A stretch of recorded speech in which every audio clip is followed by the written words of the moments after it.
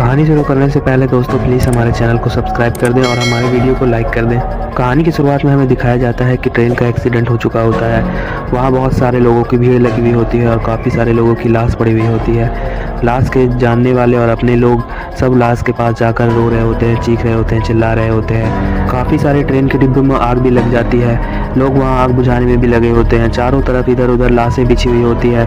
एक माँ अपने बेटे की लाश को देख रही होती है और ज़ोर ज़ोर से रो रही होती है। सारे लोग अपने जानने वाले अपने रिश्तेदार को देख देख कर रो रहे होते हैं। कोई बेटा अपने बाप की लाश को देख कर रो रहा होता है, तो कोई पति अपनी पत्नी की लाश को देख कर रो रहा होता है और कोई पत्नी अपने पति की लाश को देख कर रो रही होती है। वहीं पर एक पत्नी अपने पति के लाश के सामने बैठकर बातें कर रही होती है। वो बोल रही होती है कि तुमने कहा था कि 7 जन्मों तक मेरा साथ निभाओगे। तुम्हें मेरे माथे पर सिंदूर नहीं डालना बिल्कुल अच्छा नहीं लगता था। अब बताओ, अब मैं मेरे माथे पर सिंदूर कौन डालेगा?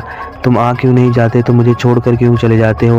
यही सब बातें वो कर रही होती है और दंगल कर्मी अपने आग बुझाने वाले काम पे लगे हुए होते हैं। वहीं पर पंकज नाम का एक फ़ोटोग्राफ़र भी होता है। उसका काम होता है फ़ोटोग्राफ़ी करना। उसका घर उसी फ़ोटोग्राफ़ी से चलता है, जिस वजह से हर जगह जाकर वो फ़ोटो लेते रहता है। वहाँ पर आकर भी वो फ़ोटो ले रहा होता है, सारी जगहों का फ़ोटो लेता है ट्रेन एक्सीडेंट का। वहाँ ऐसी ऐसी लाशें पड़ी हुई होती है जिसे देखकर उसे घबराहट भी होने लगती है और उसका काम फ़ोटोग्राफ़ी का होता है, जिस वजह से उसे फ़ोटो लेना होता है और सारे फ़ोटो को जूम कर कर के देखता भी होता है। एक डेड बॉडी की फ़ोटो लेने के बाद पंकज उसे जूम करके देख रहा होता है। तभी जूम करने के देखने के बाद अचानक से पंकज को ऐसा लगने लगता है जैसे उस डेड बॉडी की आंखें कैमरे के बाहर आ गई हों, जिस वजह से पंकज को घबराहट होने लगती है और फिर अचानक से वहाँ तेज़ तेज़ बारिश होने लगती है, जिस वजह से पंकज को अब अपने फ़ोटोग्राफ़ी का काम रोकना पड़ता है और वो अपनी बाइक लेकर वहाँ से अपने घर की ओर निकल जाता है। उसकी बाइक धूम 3 वाली होती है, जैसे वो लेकर तेज़ रफ्तार से वहाँ से घर चला जाता है।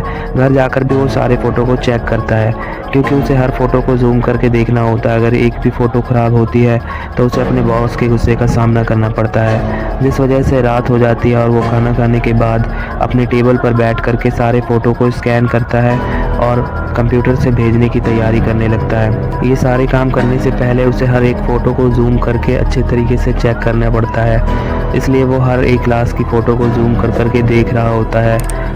कुछ लाश को देखने में उसे डर भी लग रहा होता है, क्योंकि उस लाश को देखने में उसे ऐसा लगता है जैसे वो लाश अभी उस कैमरे से बाहर निकल कर आ जाएगा। फिर थकने के बाद वो थोड़ा सिगरेट पीने लगता है और आराम करना शुरू कर देता है।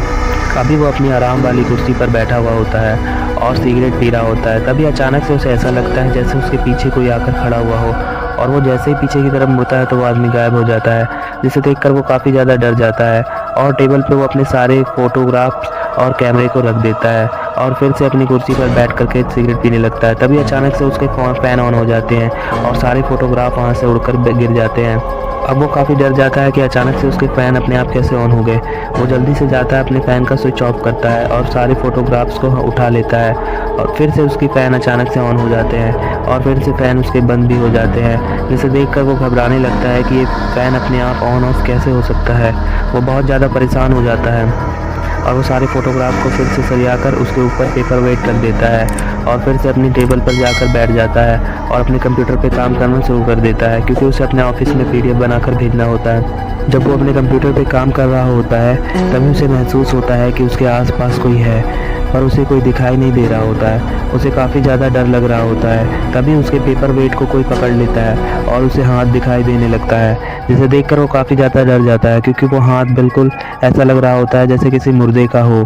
देखते ही देखते वो मुर्दा उस पेपर वेट को उठा लेता है और उठाने के बाद पंकज के सर पर दे मारता है। पंकज के सर पर काफ़ी गहरी चोट आती है और पंकज काफ़ी ज़्यादा घबराया हुआ होता है। उसे कुछ समझ में नहीं आ रहा होता कि उसके साथ क्या हो रहा है। कौन है जो उसे चोट पहुंचाना चाहता है, कौन है जो उसे मारना चाहता है। ये जानने से पहले दोस्तों प्लीज़ हमारे चैनल को सब्सक्राइब कर दें और हमारे वीडियो को आपने लाइक नहीं किया है तो लाइक कर दें। कोई पंकज के बालों को पकड़कर उसे नीचे गिरा देता है और फिर से उसके बालों को पकड़कर उसे घसीटने लगता है और घसीटते हुए उसे बाहर की ओर ले जाने लगता है। पंकज को कुछ समझ नहीं आ रहा होता है। वो काफ़ी ज़्यादा डरा होता है और उसके मुंह से एक चीख भी नहीं निकल पा रही होती है। वो देख भी नहीं पाता कि उसके साथ कौन ऐसा कर रहा है और कौन उसे लेकर जा रहा है। फिर अचानक से उसे सीढ़ियों से नीचे घसीटना शुरू कर देता है। पंकज का सिर सीढ़ियों में लगते हुए जाता है और उसके सर से काफ़ी ज़्यादा खून बहना शुरू हो जाता है। फिर नीचे जाकर पंकज एक कोने में बैठ जाता है और अब उसे काफ़ी सारी लाशें दिखाई दे रही होती हैं जो उस रेलवे स्टेशन पर पड़ी होती है। अब वो सारी लाशें जिंदा होती हैं और उसे घूर घूर कर देख रही होती है। पंकज काफ़ी ज़्यादा घबरा रहा होता है।